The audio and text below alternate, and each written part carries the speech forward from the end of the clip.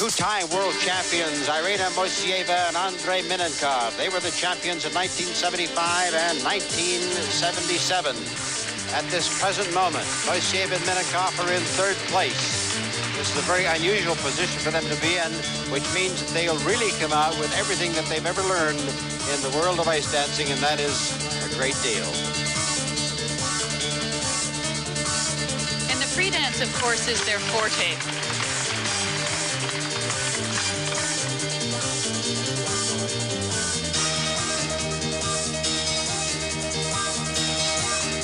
Look at their feet. They move so fast. They make it look so easy because their bodies move smoothly, but their feet move, change direction very quickly all the time.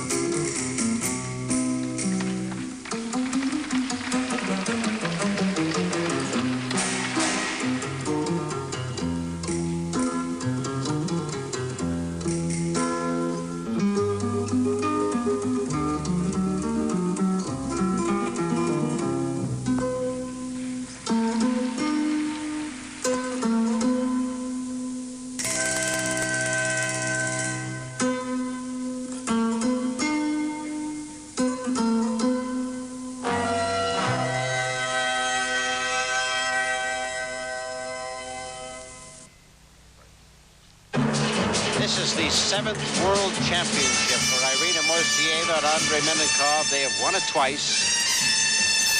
They made their first big international victory in Skate Canada in 1974. Went on to win the World Championship the next year.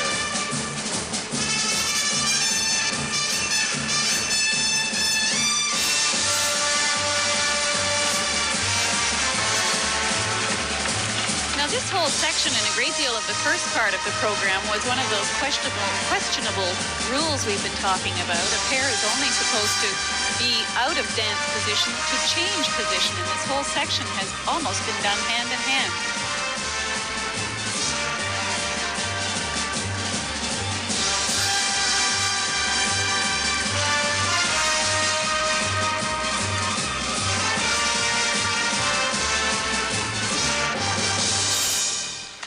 Moiseeva and Minenkov. Irina is 23. Andrei is 24. Their skating really shows those 7 years you were talking about, John, the 7 years of competing in the World Championships, because they always seem to know where the other person is. They never have to reach. It's always smooth and clean. What the Soviets do so well, they know how to build up to the performance that counts. In practice sessions, they seem to have been down.